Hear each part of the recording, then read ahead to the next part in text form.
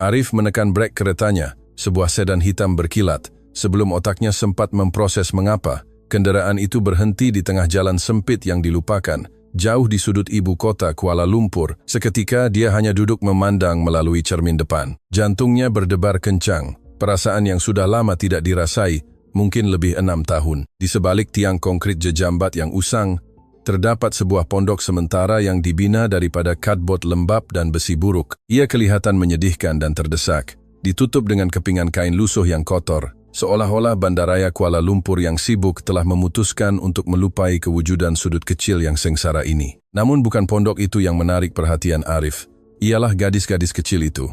Mereka duduk di atas sebuah kotak berkarat, tubuh kecil mereka kelihatan tenggelam dalam bayang-bayang jejambat. Pada pagi Selasa itu, Arif seperti biasa, sibuk dengan fikirannya di belakang stereng. Dia memakai sut bulu mahal berwarna gelap, tali leher sutra dikolar sedikit longgar, dan secawan kopi artisanal yang mahal terletak tidak disentuh di pemegang cawan. Seperti setiap hari, dia mengikut laluan biasa menuju ibu pejabat korporatnya di pusat bandar. Walau bagaimanapun, lalu lintas di lebuh raya utama sangat sesak. Satu simfoni hon marah dan bunyi brek berdecit dari setiap arah. Dia sudah lewat untuk mesyuarat lembaga yang boleh menentukan 5 tahun akan datang masa depan syarikatnya. Frustrasi, dia membelok tajam ke kiri ke jalan yang hampir tidak pernah dia gunakan. Ia adalah lorong sempit, jalan mati yang seolah-olah ditelan oleh kemerosotan bandar di kawasan perindustrian. Ketika itulah segalanya berubah.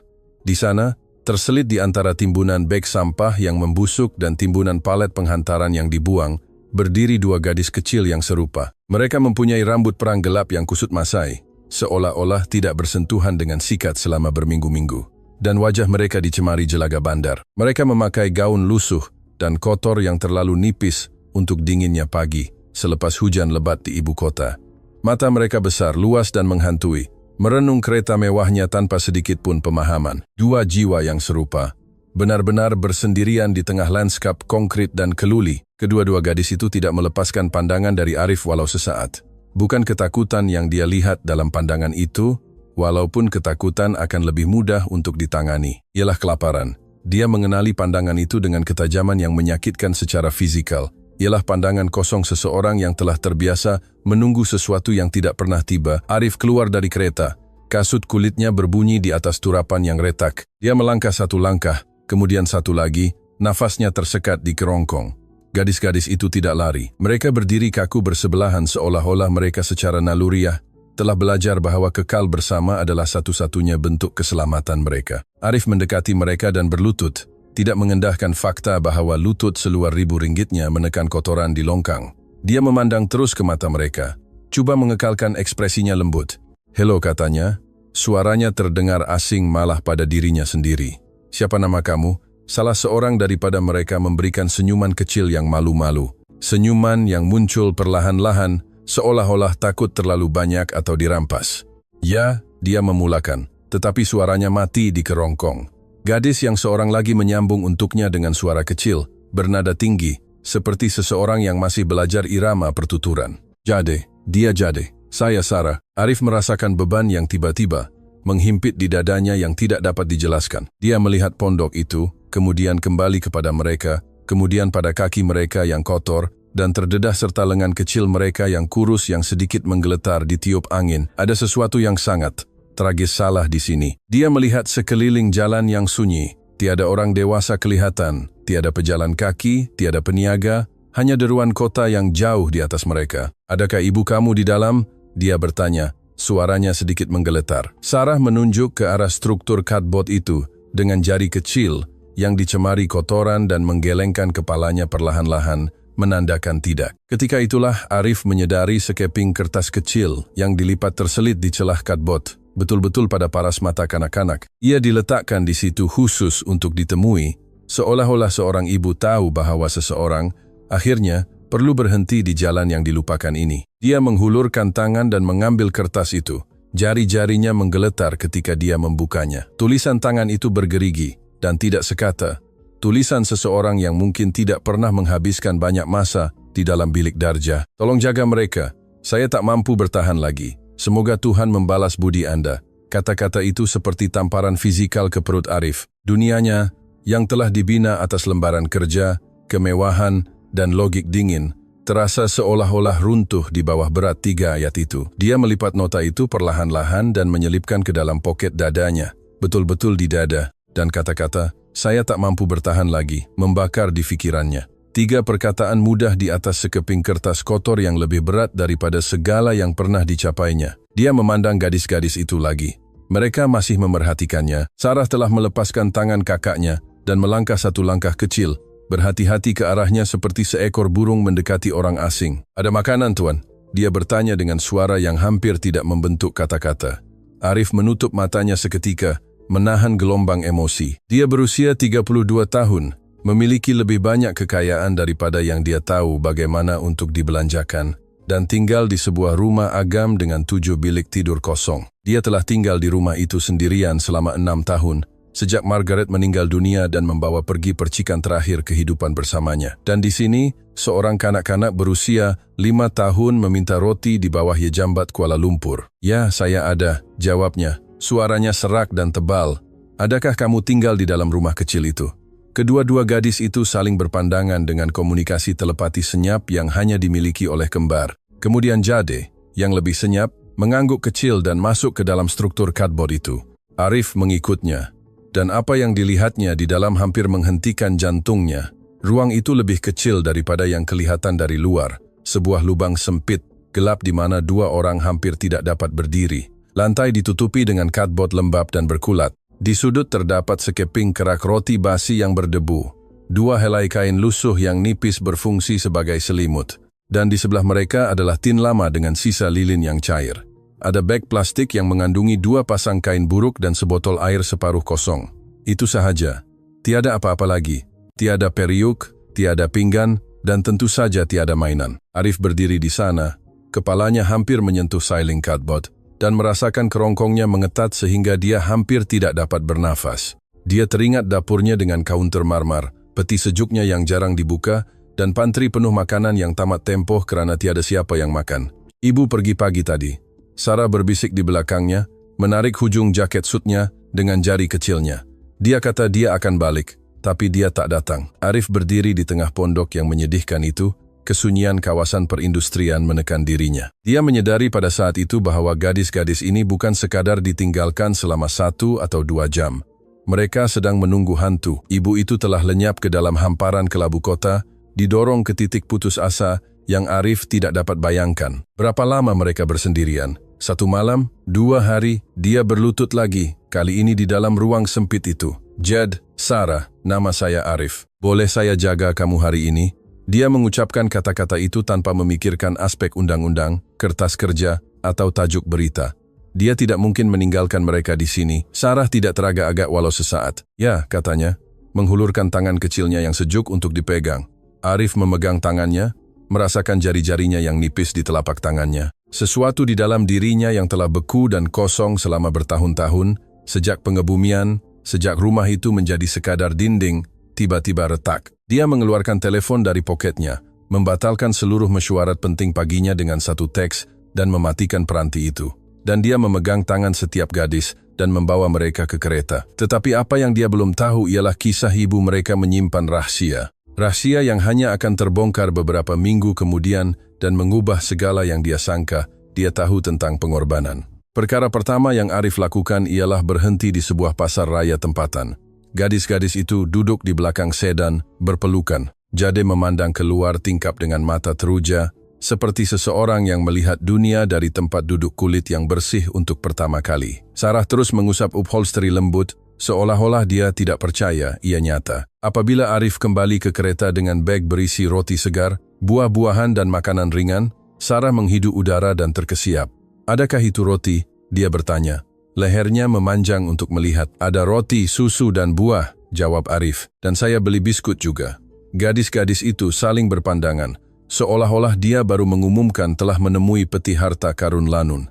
Arif merasakan matanya berkaca-kaca di tempat letak kereta itu, walaupun dia berpaling agar mereka tidak melihat. Dalam perjalanan menuju rumah agamnya di pinggir bandar, gadis-gadis itu makan dengan gelojoh yang menyayat hati. Mereka makan cepat, tidak meninggalkan apa-apa. Seperti orang yang tidak pernah pasti jika makanan lain akan muncul. Arif kekal diam, pikirannya melayang. Dia teringat nota itu, tulisan tangan yang bergerigi, dan berapa banyak malam kanak-kanak ini telah menghabiskan masa menggigil dalam gelap. Dia merasakan gelombang kemarahan yang dingin. Bukan kepada sesiapa secara khusus, tetapi kepada dunia yang membiarkan kanak-kanak menjadi tidak kelihatan di bawah bayang-bayang pencakar langit. Ketika kereta melintasi pagar besi tempat rumah agamnya, Sarah menekan hidungnya ke cermin. "Ini rumah Tuan?" Dia bertanya dengan suara kecil yang terkejut.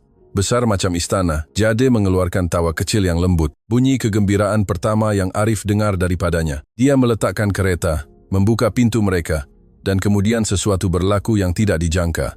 Sebaik sahaja Jade melangkah ke rumput yang kemas, dia berhenti. Dia merenung rumput hijau yang ceria, deretan bunga yang mekar, dan air pancut batu yang bergemericik di tengah jalan masuk. Kemudian tanpa bunyi, dia mula menangis. Air mata mengalir di wajahnya. Walaupun ekspresinya kekal hampir tidak bergerak. Arif berlutut di hadapannya, panik memenuhi dadanya. "Ada apa, Jade? Ada yang sakit?" Dia menggelengkan kepala dan menunjuk ke arah bunga-bunga itu. "Ibu suka bunga," bisiknya. Dia selalu kata, "Kita akan ada bunga suatu hari nanti di rumah kita. Saya rindu ibu." Sarah datang dari belakangnya dan memeluk pinggang kakaknya. Mereka berdiri di sana, dua kanak-kanak kecil berpegangan erat di taman seorang lelaki yang mereka tidak kenali, membawa kesedihan yang tidak seharusnya muat di dalam tubuh sekecil itu. Arif berdiri kaku. Dia tidak pernah menangis sejak pengebumian Margaret. Setelah belajar memendam segala-galanya, menelan kesakitan dan terus bergerak. Tetapi berdiri di tamannya, melihat kedua-dua gadis itu di antara bunga-bungaan, dia merasakan temboknya akhirnya mula runtuh. Di dalam rumah, Makcik Salma, pembantu rumahnya yang telah bersamanya selama 10 tahun, terkesiap apabila melihat mereka. "Ya Allah, Ensik Arif," serunya. Tangannya terbang ke mulutnya. "Makcik Salma, kita perlu mandikan mereka, cari baju bersih, dan beri mereka makanan yang sewajarnya. Boleh tolong?" Makcik Salma tidak bertanya sepatah kata pun, dan dia segera bergegas mencari tuala dan menyediakan air suam untuk mandi di bilik tamu. Sarah berdiri di bawah pancuran air suam buat kali pertama dalam hidupnya. Dia memejamkan mata, wajahnya dihalakan ke arah pancuran, mulutnya terbuka teruja, panas. Dia berbisik kepada Jade yang berdiri di sebelahnya. "Jade, airnya betul-betul panas." Arif berdiri di luar pintu bilik air, bersandar pada dinding koridor, dan mendengar 3 perkataan itu, "Airnya panas," memusnahkan sisa ketenangannya. Ia adalah keselesaan asas manusia, sesuatu yang dia ambil mudah setiap hari, namun bagi gadis-gadis ini, ia adalah keajaiban. Selepas mandi, Makcik Salmah memakaikan mereka baju lembut yang terlalu besar yang ditemui di store, dan mendudukkan mereka di meja dapur yang besar. Dan Sarah mengambil sekeping roti segar dengan kedua-dua tangan dan menggigitnya begitu besar, sehingga Makcik Salmah tidak dapat menahan ketawa kecil. "Perlahan-lahan sayang," kata Makcik Salmah lembut, "ada banyak lagi." Jade mendongak dari pinggannya dan bertentangan mata dengan Arif yang berdiri di hujung meja. Dia merenung Arif, seketika dengan keseriusan yang membimbangkan, yang kadang-kadang dimiliki oleh kanak-kanak, apabila mereka cuba mencari tahu sama ada dunia, akhirnya selamat. "Terima kasih Tuan," katanya lembut. "Semoga Tuhan memberkati." Arif tidak dapat mencari suaranya untuk menjawab. Dia hanya mengangguk, hatinya pedih. Walau bagaimanapun, sementara kedamaian telah menetap di dalam rumah agam itu, ribut sedang melanda di luar. 2 hari kemudian, telepon Arif berdering. Ialah Eleanor, ibunya. Arif, mulanya, suaranya dingin dan tajam seperti pisau cukur. "Dengar, salah seorang kaki tangan rumah sebut awak bawa 2 anak jalanan ke rumah awak. Beritahu saya itu tidak benar." Arif mengeluh, menggosok pelipisnya. "Itu benar, Ibu. Mereka adalah 2 gadis kecil, tidak lebih dari 5 tahun. Mereka kelaparan dan bersendirian. Mereka perlukan bantuan. Adakah awak akan menghubungi Jabatan Kebajikan Masyarakat hari ini?" Eleanor menuntut. "Tidak," kata Arif tegas. "Ada keheningan yang panjang dan berat di hujung talian, keheningan yang Arif telah membesar dengan ketakutan. Ia adalah ketenangan sebelum ribut." "Arif," kata Eleanor, suaranya merendah menjadi bisikan berbahaya. "Awak tiada idea dari mana gadis-gadis itu datang. Awak tidak kenal ibu mereka. Awak tidak tahu sejarah mereka, dan awak pasti tidak tahu masalah apa yang awak undang ke dalam keluarga ini. Awak bawa 2 orang asing ke dalam rumah yang membawa nama keluarga kita." Cengkaman Arif pada telepon mengetat. "Saya tahu mereka lapar, Ibu. Saya tahu mereka bersendirian di bawah jambat di tengah pagi yang dingin di Kuala Lumpur. Bagi saya, itu sudah cukup." Eleanor menutup telepon tanpa berkata apa-apa lagi. Arif memandang skrin. Tahu ini baru permulaan pertempuran yang panjang. Keesokan harinya, sebuah limosin hitam panjang berhenti di jalan masuk. Eleanor keluar bersama peguam pribadinya. Rambut putihnya kemas tersisir, dan dia membawa beg tangan berjenamanya seperti perisai. Dia melangkah masuk ke ruang tamu tanpa menunggu dijemput. Sarah dan Jade berada di sofa, menonton kartun yang Makcik Salmah pasang untuk mereka. Apabila mereka melihat wanita tegas itu masuk, mereka berhenti ketawa dan berpelukan lebih rapat. Eleanor memandang mereka seolah-olah dia sedang memeriksa kotoran pada lukisan yang sempurna. "Ini ke budak-budak tuh?" dia bertanya. Berdiri di hadapan mereka, Arif berdiri di sisi gadis-gadis itu, tangannya diletakkan secara melindungi di belakang sofa. "Ya, mereka." Eleanor membongkok untuk melihat Sarah. Sarah memandang kembali, tidak berkelip, dengan pandangan yang terus terang dan jujur yang belum belajar untuk gentar dengan kekayaan. "Dari mana kamu datang, nak?" Eleanor bertanya. "Dari pondok," jawab Sarah secara semula jadi. "Tapi sekarang saya tinggal sini." Eleanor meluruskan badan dan berpaling kepada Arif. Wajahnya merah padam kerana marah. "Awak dengar itu?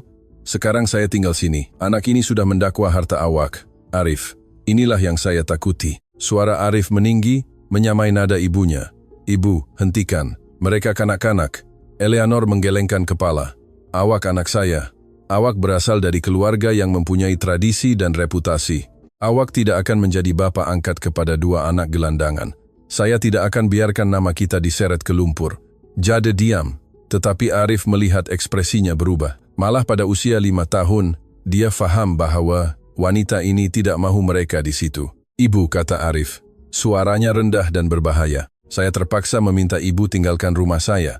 Eleanor menjadi merah padam. "Awak menghalau saya keluar. Ibu kandung awak. Saya meminta ibu keluar secara sopan, tetapi saya meminta," Arif menegaskan. Eleanor menunjuk jari yang menggeletar kepadanya. "Jika awak teruskan kegilaan ini, saya akan putuskan hubungan dengan awak sepenuhnya. Saya akan tarik balik segala-galanya atas nama awak, warisan awak, saham awak dalam syarikat keluarga, semuanya. Awak akan dibiarkan tanpa apa-apa kecuali rumah ini dan anak-anak itu. Adakah itu yang awak mahu?" Arif memandang gadis-gadis di sofa. Sarah telah menghulurkan tangan dan memegang tangan Jade. Kedua-duanya memandang Arif dengan mata luas, ketakutan. Dia menarik nafas dalam-dalam, merasakan rasa kebebasan yang aneh menyelubunginya. "Jika itu yang ibu mahu, maka biarlah. Tapi saya tidak akan meninggalkan kanak-kanak ini." Eleanor berdiri kaku seketika, tidak percaya dia akan memilih dua orang asing daripada hartanya. Kemudian dia meraih beg tangannya dan bergegas keluar. Kereta itu melaju pergi, dan bilik itu dilanda keheningan yang berat. Sarah turun dari sofa dan berjalan ke Arif, menarik seluarnya. "Nenek marah? Arti?" dia bertanya, menggunakan nama panggilan yang dia cipta untuknya. Arif berlutut dan memeluk kedua-dua gadis itu. "Tidak, dia tidak marah. Dia cuma tidak faham." Jade memandang Arif dengan jiwa tua yang menyayat hati di matanya. "Nenek tak suka kami," bisiknya. "Saya tahu," jawab Arif. "Tapi saya suka kamu. Dan di sini tempat kamu tinggal." Sarah memberikan senyuman ceria dan kembali ke televisyen, tetapi Arif tahu jalan di hadapan akan panjang dan dia masih tidak tahu sepenuhnya beban trauma yang ditanggung oleh gadis-gadis ini. Beberapa minggu berikutnya, Arif mengupah seorang peguam adopsi peringkat tinggi bernama Puan Rachel. Dia seorang wanita yang tegas dengan rambut pendek, yang tidak membuat janji yang tidak dapat dia tunaikan. "Ini cabaran berat, Arif," katanya kepadanya semasa pertemuan pertama mereka di perpustakaannya. "Awak seorang lelaki bujang tanpa anak dan sifar pengalaman sebagai ibu bapa. Mahkamah akan mempersoalkan segala-galanya, gaya hidup awak, waktu kerja awak, kestabilan emosi awak, dan kita perlu mencari ibu kandung. Sehingga ada pengesahan rasmi pengabaian atau penamatan hak, proses itu terhenti. Ibu itu, nota itu." Arif menghabiskan banyak malam tanpa tidur memikirkan Mariam. Siapakah dia? Apa yang telah mendorongnya ke titik putus asa itu? Apa yang perlu ditanggung seorang wanita untuk menulis nota seperti itu dan meninggalkan anak-anaknya? Sementara itu, Makcik Salmah adalah orang pertama yang menyadari bagaimana gadis-gadis itu berubah. Jade mula bercakap lebih banyak, berkembang seperti bunga yang telah lama kekurangan cahaya matahari. Dia seorang yang pemerhati, memerhatikan segala-galanya sebelum dia memberikan kepercayaannya. Tetapi apabila dia memberikannya sepenuhnya. Dia suka duduk di pejabat Arif sementara Arif bekerja, melukis di meja kecil yang Arif sediakan untuknya. "Awak tak pernah penat melukis, Jade?" Arif bertanya pada suatu petang. "Tak," Jawabnya serius. Saya melukis supaya saya tak lupa. Lupa apa? Dia menunjukkan kertas itu. Ia adalah lukisan seorang wanita berambut panjang memegang tangan dua gadis kecil. Ibu, katanya ringkas. Arif merenung lukisan itu lama. Dia teringat Margaret dan bagaimana dia telah menghabiskan bertahun-tahun cuba melupakan kerana mengingati terlalu menyakitkan. Dia menyedari kanak-kanak berusia 5 tahun ini lebih berani daripadanya. Sarah pula berbeza lantang, ingin tahu, dan sentiasa bertanya nama setiap apa yang dilihatnya. Dia mengikut Makcik Salmah di dapur seperti bayang-bayang. Ingin membantu menyediakan makan malam dan merasai setiap bahan. Tetapi pada suatu petang, dia tidak sengaja menumpahkan segelas jus anggur ke atas permaidani putih di ruang tamu. Dia terhenti, pucat ketakutan. Tubuh kecilnya menggeletar ketika dia menunggu tamparan yang tidak pernah datang. Arif berjalan mendekat, melihat kekacauan itu, dan hanya mengambil tuala. Tak apa Sarah, cuma jus, kita boleh bersihkan. Sarah memandang Arif, matanya luas. Saya tak kena pukul, dia berbisik. Arif merasakan benjolan kemarahan dingin di perutnya pada apa yang tersirat oleh soalan itu tentang masa lalu mereka. Dia perlu menarik nafas dalam sebelum menjawab. Tidak, Putri. Di rumah ini, kita tidak memukul. Kemalangan berlaku. Sarah berdiam seketika, kemudian membantunya menggosok permaidani. Sejak hari itu, dia berhenti takut untuk membuat bising. Pada bulan ketiga, pegawai kebajikan masyarakat Puan Huda datang untuk lawatan rasmi pertamanya. Dia melawat rumah agam itu, mengambil nota terperinci, memerhatikan gadis-gadis itu bermain di taman, dan menemu bual Makcik Salmah. Pada penghujung hari, dia duduk bersama Arif. Mereka berkembang dengan baik, Puan Huda mengakui. Itu jelas sekali, tetapi saya perlu jujur dengan awak. Kes ini sedang dipertikaikan. Laporan tanpa nama telah difailkan mempersoalkan kelayakan awak untuk menjadi ibu bapa. Mendakwa awak mempunyai motif kewangan atau menggunakan kanak-kanak itu untuk tujuan publicity. Arif tahu dari mana laporan itu datang. Ibu saya, gumamnya, tidak kira sumbernya, kata Puan Huda. Hakim mahu mendengar daripada awak secara langsung. Tetapi sebelum kita meneruskan, ada sesuatu yang lain. Polis telah menemui ibu mereka. Jantung Arif berdegup kencang. Adakah dia baik-baik saja? Dia ditemui tidak sedarkan diri di sebuah pusat perlindungan di pusat bandar. Puan Huda menjelaskan, dia tiada ID, tetapi seorang jururawat mengenalinya dari risalah yang kami edarkan. Dia di Hospital Kuala Lumpur. Dia stabil, tetapi sangat lemah. Arif merasakan gelombang emosi bercanggah. Jika ibu itu kembali, peluangnya untuk adopsi mungkin hilang, tetapi dia memandang keluar tingkap dan melihat Jade menyiram bunga dengan penyiram kecil. Dia tahu apa yang perlu dia lakukan. Mereka berhak melihat ibu mereka. Keesokan harinya, Arif berjalan masuk ke ward hospital, memegang tangan setiap kembar. Bilik itu steril dan berbau antiseptik.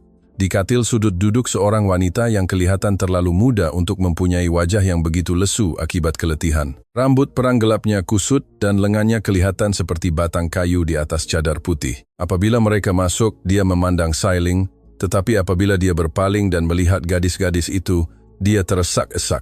Ya Allah, bisiknya. Sarah adalah yang pertama membebaskan diri. Ibu, dia menjerit. Bunyi itu bergema di koridor hospital. Dia melompat ke atas katil, menyembamkan mukanya ke leher Mariam. Mariam menutup matanya, memeluk kedua-dua gadis itu dengan segenap kekuatan yang dimilikinya. Tangannya menggeletar tidak terkawal. Ibu, Sarah berbisik, kami tunggu ibu. Mata Mariam berkaca-kaca. Saya tahu, anakku. Dia menghela nafas. Saya minta maaf. Saya sangat minta maaf. Jade naik ke atas katil lebih perlahan, menyandarkan kepalanya di bahu ibunya. Ketiga-tiga mereka duduk di sana dalam keheningan bilik hospital. Mariam menangis tanpa mengeluarkan bunyi. Air mata mengalir di pipinya tanpa henti. Arif berdiri di belakang, menyadari saat ini bukan miliknya. Dia merasakan rasa hormat yang mendalam terhadap wanita ini yang telah menanggung dunia di bahunya sehingga dia rebah. Selepas sekian lama, Mariam memandang Arif. Awak lelaki yang bawa mereka, katanya. Saya? Jawab Arif lembut. Kemudian dia memandang anak-anak perempuannya. Pada pakaian bersih mereka, kulit yang sihat, rambut yang disikat. Mereka nampak sangat baik, bisiknya, lebih kepada dirinya sendiri daripada kepada Arif. Mereka baik-baik saja, kata Arif, dan awak juga akan pulih. Sepanjang beberapa hari berikutnya, Arif kerap melawat hospital, kadang-kadang dengan gadis-gadis itu dan kadang-kadang sendirian. Dia mengetahui bahwa Mariam berusia 26 tahun dan telah hidup bersendirian sejak berusia 12 tahun. melarikan diri dari sistem penjagaan yang telah gagal kepadanya. Dia telah membesarkan kembar itu sambil tinggal di pusat perlindungan di bawah Yejambat dan bekerja sambilan dengan upah yang sedikit. Nota itu bukan tindakan pengabaian. Ia adalah doa terakhir yang terdesak dari seorang wanita yang telah kehabisan kekuatan, tetapi enggan membiarkan anak-anaknya rebah bersamanya. "Kenapa awak buat semua ini?" Maryam bertanya kepadanya pada suatu petang. "Awak tidak kenal saya, awak tidak berhutang apa-apa kepada saya." Arif duduk di kerusi di sebelah katilnya. "Kerana anak-anak awak memandang saya dengan tahap kepercayaan yang belum saya peroleh," katanya. "Saya memutuskan saya mahu mendapatkannya." Maryam memandang pergi, suaranya menggeletar. Saya takut untuk keluar dari sini dan tidak mempunyai tempat tujuan. Saya takut saya akan gagal mereka lagi."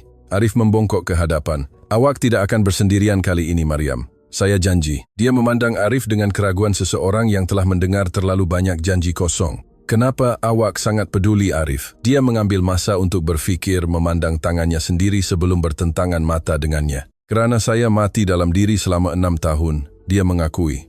"Saya kehilangan istri saya, dan saya belajar bagaimana untuk hidup tanpa merasakan apa-apa. Saya tersalah belok ke jalan itu pagi itu, menemui anak-anak awak, dan mereka membangunkan saya." Dia berhenti seketika kerana benjolan di kerongkongnya. "Saya tidak percaya itu kebetulan, Maryam. Saya percaya saya dihantar ke jalan itu kerana saya memerlukan mereka seperti mana mereka memerlukan saya." Maryam tidak berkata apa-apa, tetapi buat pertama kali, dia tidak memandang pergi. Apabila dia akhirnya dibenarkan keluar dari hospital, Arif membuat tawaran kepadanya.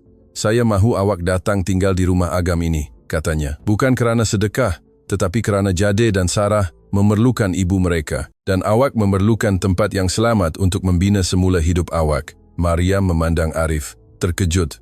"Orang takkan buat macam tu." "Saya buat," kata Arif. "Dan apa yang awak harapkan sebagai balasan?" Dia bertanya. "Tiada apa-apa," jawabnya. "Tiada apa-apa langsung." Maryam menutup matanya dan apabila dia membukanya ia bersinar. "Baiklah," bisiknya. "Tapi saya nak tolong Makcik Salmah dengan kerja rumah." Apabila mereka tiba di rumah Agam itu, Sarah melaungkan berita itu ke pokok-pokok. "Ibu tinggal dengan kami sekarang," dia bersorak. Jade berjalan ke Maryam dan menggenggam tangannya. "Ibu takkan pergi lagi, kan?" Maryam berlutut, memegang wajah Jade dengan tangannya. "Tidak akan lagi." Janjinya, suaranya akhirnya kuat. Beberapa bulan berikutnya, rumah Agam itu berubah. Ia bukan tentang perabot atau hiasan, ia adalah bunyi. Terdapat tawa di koridor. Terdapat bunyi adik-beradik bermain kejar-mengejar. Terdapat bau masakan rumah yang Maryam dan Makcik Salmah sediakan bersama di dapur. Arif akan pulang lewat dari usaha niaga barunya. Dia telah memulakan sebuah firma perundingan kecil dari awal, setelah Eleanor melaksanakan ancamannya untuk merampas warisannya. Tetapi dia tidak peduli tentang jutaan yang hilang itu. Dia telah menemui sesuatu yang lebih berharga. Dan dia akan masuk melalui pintu. Dan Sarah akan berlari di lorong menjerit. Arti dah balik. Jade akan mengikut. Lebih tenang tetapi dengan senyuman ceria. Dan Maryam akan berdiri di ambang pintu dapur dengan secawan kopi dan pandangan kehangatan yang tulus. "Dah makan?" Dia akan bertanya. "Duduklah, saya simpan sedikit makan malam untuk awak." Ialah perkara-perkara kecil. Irama harian sebuah keluarga yang sederhana, yang paling menyentuh hati Arif. Dia mula menyadari dia memandang Maryam secara berbeza. Dia mendapati dirinya tinggal di dapur lebih lama, daripada yang diperlukan hanya untuk mendengar dia ketawa. Dia menyadari cara dia menjaga taman, dan bagaimana dia memandangnya dengan rasa syukur, yang perlahan-lahan bertukar menjadi sesuatu yang lebih mendalam. Pada suatu malam, selepas gadis-gadis itu tidur, Arif dan Maryam duduk di beranda belakang. Garisan langit Kuala Lumpur bersinar di kejauhan, tetapi taman itu tenang. Saya tidak tahu bagaimana untuk berterima kasih atas semua ini," kata Maryam, suaranya lembut dalam senja. "Awak tidak perlu," jawab Arif. "Saya perlu. Awak selamatkan anak-anak saya. Awak beri saya kehidupan yang saya sangka mustahil bagi orang seperti saya."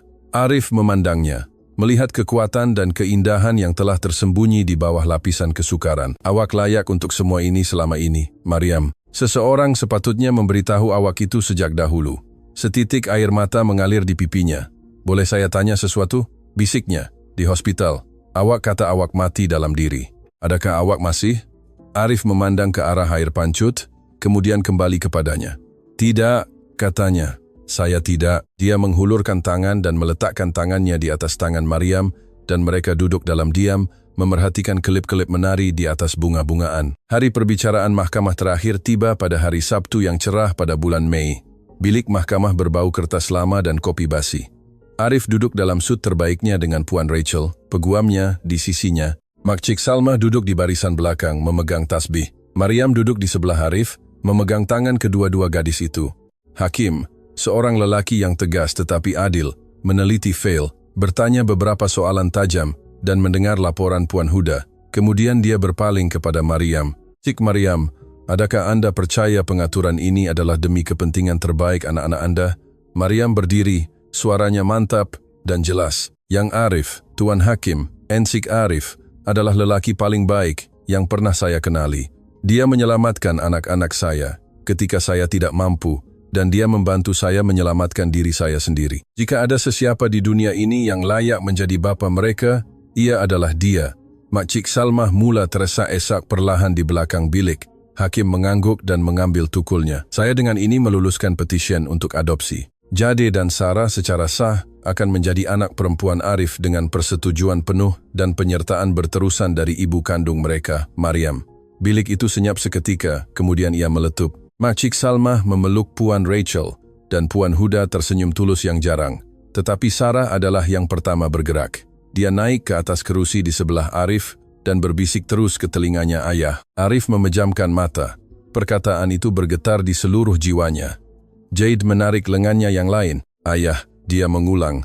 Ia adalah bunyi paling indah yang pernah didengarinya. Dia menarik kedua-duanya ke pangkuannya dan menangis. Bukan untuk istri yang telah hilang, tetapi untuk kehidupan yang telah ditemuinya.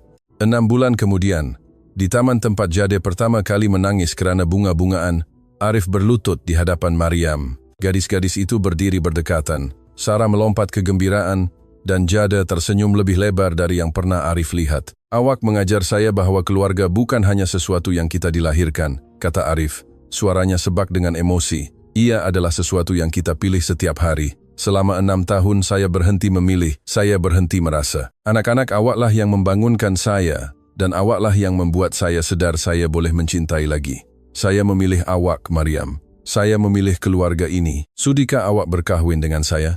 Mariam memandang anak-anak perempuannya, kemudian kepada lelaki yang telah memberhentikan keretanya di jalan di mana tiada orang lain berbuat demikian. Dia teringat nota yang dia tulis dalam putus asa. Dia tidak tahu ketika itu bahwa penghujung tali harapannya sebenarnya adalah permulaan sebuah jambatan yang indah. Ya, bisiknya. Sarah menjerit kegembiraan yang mungkin sampai ke jiran-jiran, dan Jade memeluk kedua-dua mereka. Ketika mereka berdiri di bawah cahaya matahari, Arif menyadari bahwa ibunya salah. Dia tidak kehilangan apa-apa dengan melepaskan warisannya.